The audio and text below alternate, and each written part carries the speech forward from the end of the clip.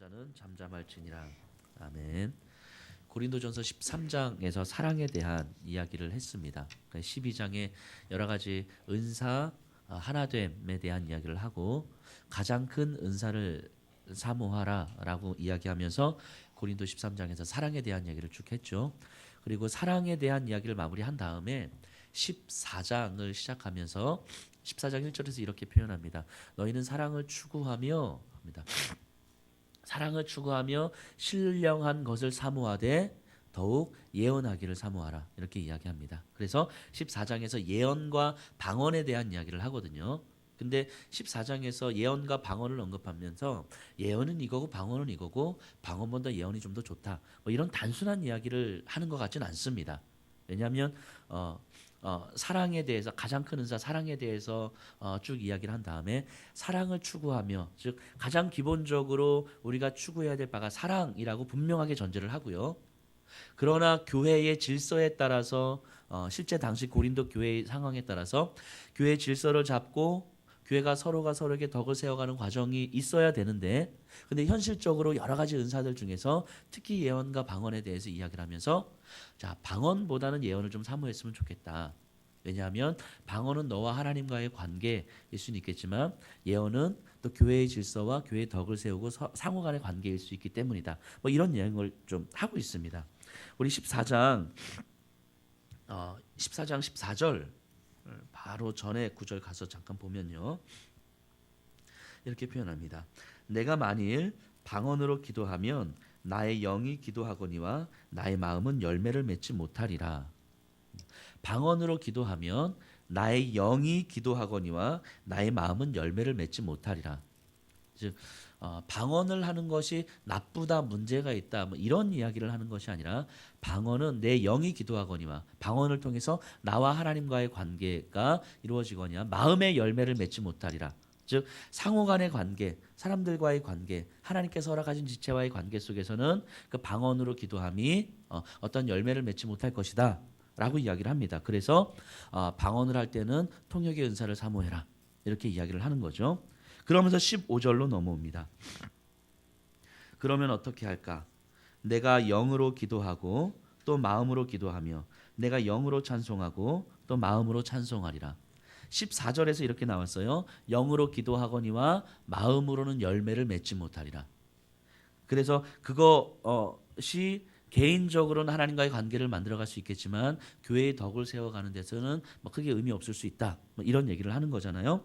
그러면 어떻게 할까? 내가 영으로 기도하고 또 마음으로 기도하거니와 하며 내 영으로 찬송하고 또 마음으로 찬송하리라. 이 맥락 속에서 보면 결국 영으로 기도하고 하나님과의 관계를 의미할 것이고요. 마음으로 기도하며 이것이 상호 간의 관계를 의미할 것입니다.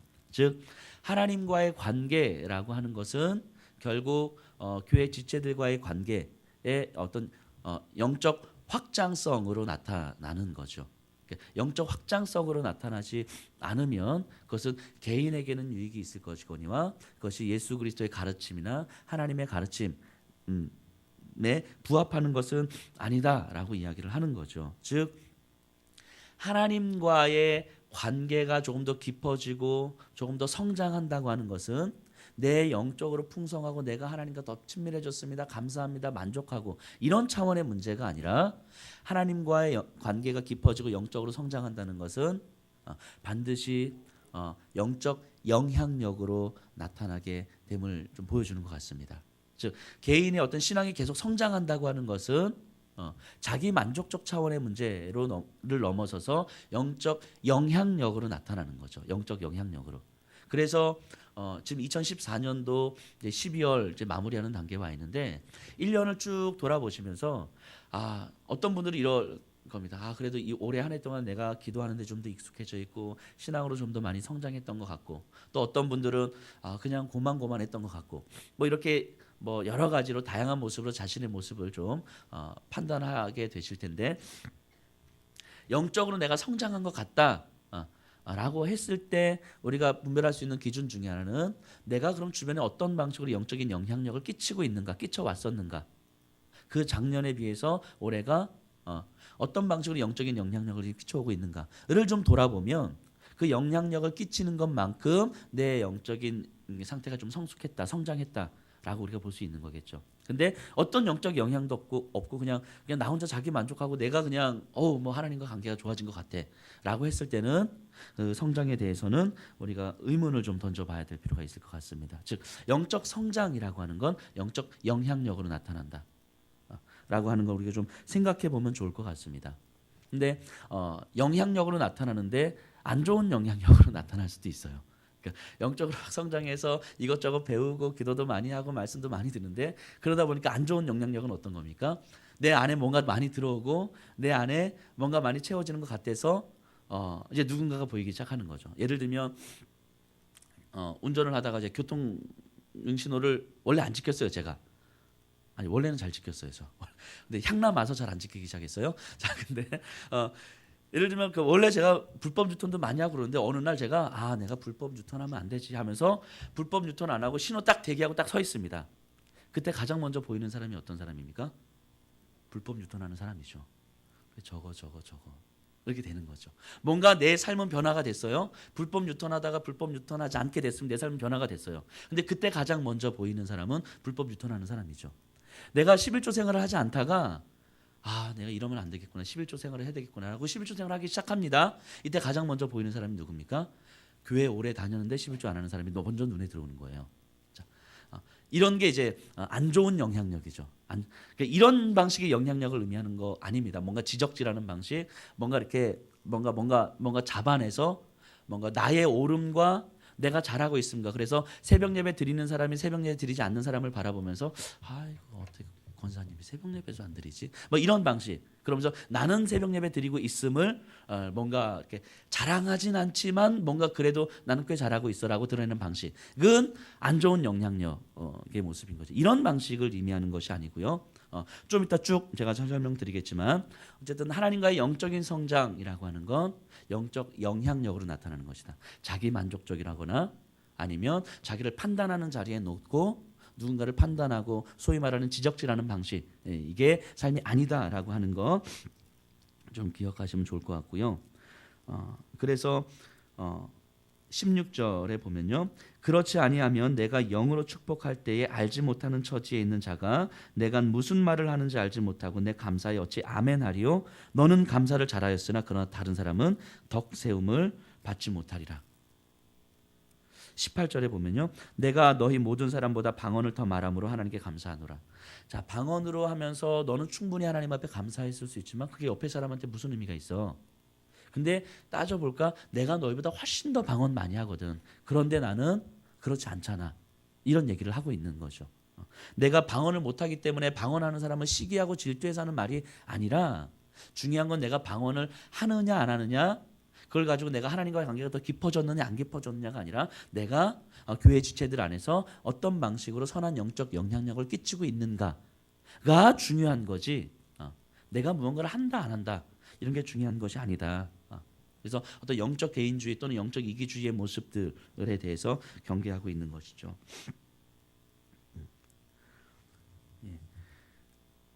그래서 19절에 그러나 교회에서 내가 남을 가르치기 위하여 깨달은 마음으로 5마디 말을 하는 것이 1만 마디 방언으로 말하는 것보다 나으니라. 그래서 1만 마디 방언으로 막 하나님 앞에서 되게 신령한 척 이렇게 하는 것보다 누군가 한 사람에게 선한 유익을 끼치는 것이 훨씬 낫다. 훨씬 낫다라고 이야기하는 거죠. 그러니까 창조 질서에서 아담과 하와를 한번 생각해 봅니다. 우리는 하나님께서 아담을 보시고 독처하는 것이 좀 안 좋아 보이셔서 하와를 만들어 주셨어요. 근데 이런 상상을 한번 해보는 거예요. 아담이 하나님과의 관계가 너무 갈급하고 하나님과의 관계가 너무 좋은 거라. 그래서 하나님께서 하와를 딱 허락해 주셨는데, 하나님 진짜 저는 하나님 한 분이면 족합니다. 하나님 한 분이면 정말 만족합니다. 저는 하나님 안에서 충분하게 행복하게 누릴 수 있어요 하면서 하나님하고만 계속 관계를 맺어요. 아담이. 하나님께서 좋아하실까요? 안 좋아하실까요? 네, 별로 안 좋아하실 것 같아요. 하나님은 아담에게 나와 너와의 관계가 뭐 더 깊어지는 걸 원하지 않는다 이런 게 아니라 하와, 내가 너를 위해서 준비한 하와와 함께 나를 같이 바라봐라. 지금 이래서 하와를 허락하시는 거잖아요. 그럼 내 옆에 하나님께서 허락하신 이 지체와 함께 어떻게 하나님을 바라볼 것인가가 아담이 하나님 앞에서 온전하게 살아가는 방식인 거죠. 그런데 그것이 아니라 하와와 상관없이 저는 하나님이면 충분해요 라고 하면서 하나님과만 계속 관계를 맺는다면 오히려 내가 하나님을 사랑하고 내가 하나님을 향한 열정이 있고 내가 하나님 앞에 깊이 들어가고 싶은 그 모습 때문에 하나님의 마음을 아프게 할 수 있는 거죠. 하나님께서 우리에게 계속 하시는 말씀이 내가 하나님과 얼마나 더 깊은 관계에 맺고 내가 평생 그렇게 추구하느냐 보다 얼마나 하나님께서 허락하신 지체들과의 관계에서 선한 영향력을 끼치는가, 그래서 함께 하나님을 바라보게 하는가, 하나님은 계속해서 이것을 좀 말씀하고 있는 것 같습니다. 좀 뒤쪽으로 좀 넘어가 보면요, 26절에 그런즉 형제들아 어찌할까 너희가 모일 때에 각각 찬송시도 있으며 가르치는 말씀도 있으며 계시도 있으며 방언도 있으며 통역함도 있나니 모든 것을 덕을 세우기 위하여라. 할 수 있는 것들 너무너무 많이 있는데 이게 좋으냐 저게 좋으냐 이렇게 해야 되냐 저렇게 해야 되냐의 문제가 아니라 그런 것이 어떻게 서로를 향해서 덕을 세우고 있는가를 기준으로 한번 생각해 봐라. 그래서 내가 잘하고 있는 것과 남이 못하고 있는 것, 또는 남이 잘하는 것과 내가 못하고 있는 것 사이에서 끊임없이 비교하면서 따져가는 삶의 방식이 아니라 어떻게 하면 서로가 서로에게 덕을 세울 수 있는가에 대해서 그것을 기준으로 판단해라라고 이야기합니다. 27절에 만일 누가 방언으로 말하거든 두 사람이나 많아야 세 사람이 차례를 따라하고 한 사람이 통역할 것이요. 이 부분을 읽으면서 저는 이렇게 생각을 했습니다. 지금 방언과 예언에 대해서 쭉 이야기하잖아요. 그러면서 방언보단 예언을 사모해라 라고 계속 이야기를 해요. 근데 어떤 사람이 방언을 합니다. 우리는 이럴 것 같은 거예요. 야, 이제까지 사도 바울 선생님은 뭐라고 얘기했냐, 방언보다 예언을 하라고 했잖아. 좀 제발 좀 똑바로 들어라 좀, 아마 이렇게 이야기할 것 같아요. 근데 사도 바울 선생님은 여기서 뭐라고 이야기하냐면 누군가 방언을 하면 야, 방언보다 예언을 사모해라, 뭔가 이렇게 판단하고 뭔가 이렇게 흠집내는 방식의 이야기가 아니라 방언하면 그래 그냥 한 두세 사람이 하고 대신 통역의 은사를 같이 사모하면 어떨까, 뭔가 끊임없이 덕을 세워가는 방식으로 접근하라는 거죠. 근데 저는 이 부분을 보면서 그런 생각이 드는 거죠. 그러니까 뭔가 우리 이렇게 하자 저렇게 하자라고 얘기했을 때 그렇게 안 하면 야 제발 좀 정신 좀 차려라, 뭐 이런 사고가 우리에게 너무너무 익숙한 거죠. 왜냐하면 그게 다 맞는 말일 수 있으니까. 그런데 사도 바울 선생님은 그렇게 이야기하지 않는 것 같습니다. 28절에도 만일 통역하는 자가 없으면 교회에서 잠잠하고 자기와 하나님께 말할 것이요. 자, 통역하는 자가 통역의 은사를 한번 사모해 보자. 근데 그럼에도 불구하고 통역하는 은사가 없다면, 통역하는 자가 없다면 그때는 교회 질서를 좀 잠잠하는 게 어떨까라고 이야기를 하는 거죠. 예언하는 자도 마찬가지입니다. 29절 예언하는 자는 둘이나 셋이나 말하고 다른 이들은 분별할 것이요. 만일 곁에 앉아있는 다른 이에게 계시가 있으면 먼저 하던 자는 잠잠할지니라. 뭔가 끊임없이 내가 기준이 아니라 함께 어떻게 하나님을 바라볼 것인가를 기준으로 세우라고 이야기를 합니다. 그런데 이렇게 오늘 이제 30절까지 읽는데 30절 뒷부분에 보면 하나님은 무질서의 하나님이 아니요 화평의 하나님이요 이렇게 이야기하거든요. 지금 앞부분에서는 사랑에 대한 이야기를 쭉 하고 있고요. 방언과 예언에 대해서 교회 덕을 세우는 이야기를 쭉 한 다음에 뒷부분에 가서는 무질서의 하나님이 아니요 화평의 하나님이라 이렇게 이야기합니다. 근데 이 부분을 가지고 때로는 조금 많은 오해가 있는 것 같아요. 무질서의 하나님이 아니라 질서의 하나님이다 이렇게 이야기하니까 이 질서를 어떻게 생각하냐면 뭔가 딱 구획되고 정리되고 너는 이거 너는 이거 뭐 이런 방식으로 생각하는데, 실제로 우리 이제 가사 일을 할 때 남편과 아내가 이제 가사 일을 할 때 보통 잘하는 분들은 이제 저는 굉장히 잘 못하는데 이제 분담을 한다고 하잖아요. 가사를 분담한다고 하잖아요. 남편이 해야 될 일과 아내가 해야 될 일, 딱 뭐 아내가 밥을 하면 남편이 뭐 빨래를 하고 뭐 이렇게 분담을 한다고 그러잖아요. 근데 또 공담이라는 게 있어요. 공담이라는 건 뭐냐면 남편이 해야 될 일과 아내가 해야 될 딱 정해놓는 것이 아니라 서로가 서로에게 헌신하는 거죠. 서로가 서로에게. 그래서 그냥 눈에 보면 누군가 하는 거죠. 그 누군가 옆에 있는 사람이 피곤하면 내가 더 하는 거죠. 내일 일이 없이 서로가 서로를 향해서 헌신하는 거죠. 그런데 그 공담을 할 만큼 충분히 성숙하지 않기 때문에 분담을 하는 거잖아요.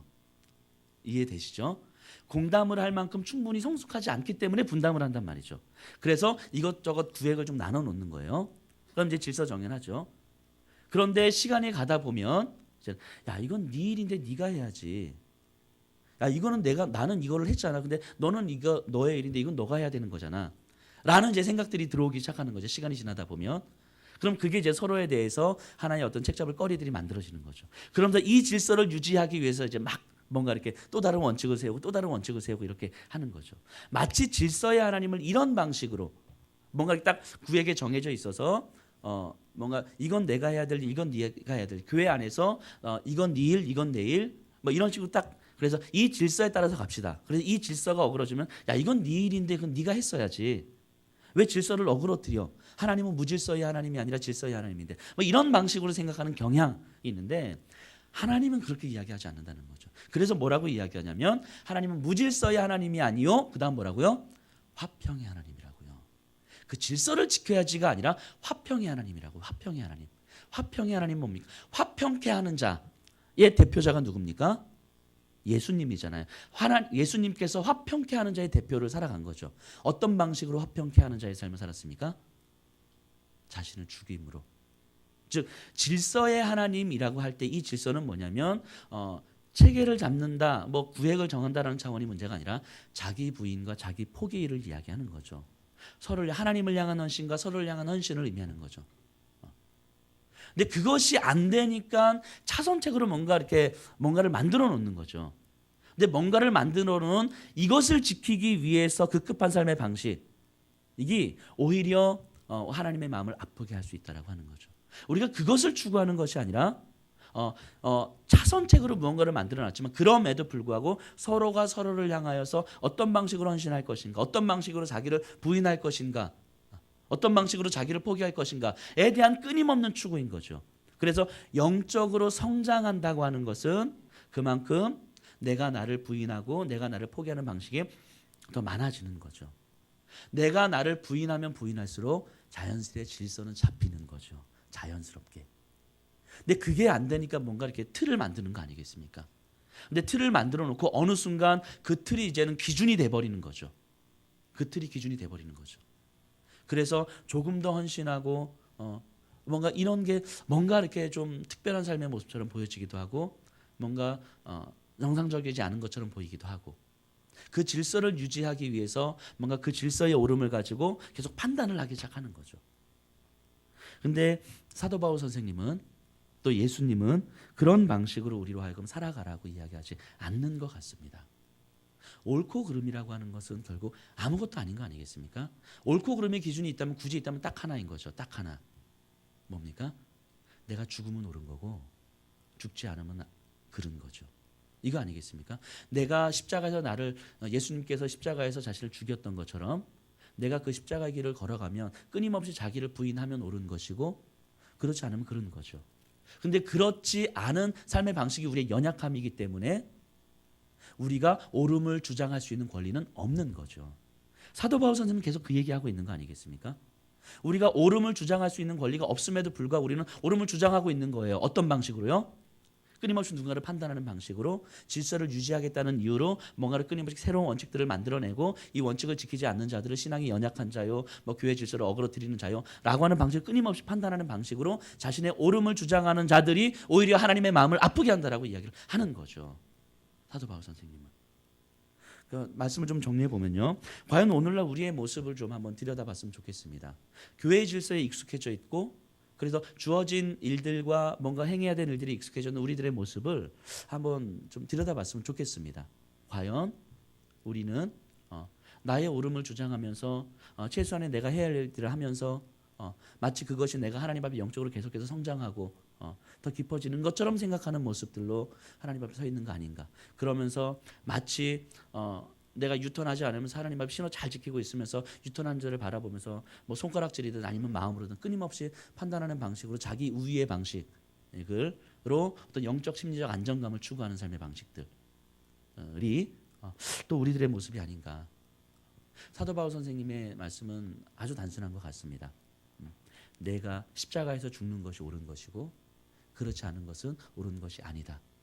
옳은 것이 아닌 삶을 살 수밖에 없는 우리의 연약함이 있기 때문에 우리는 옳음을 주장할 수 있는 권리가 없다. 이것이 교회의 덕을 세우는 것이다 라고 이야기를 하는 것 같습니다.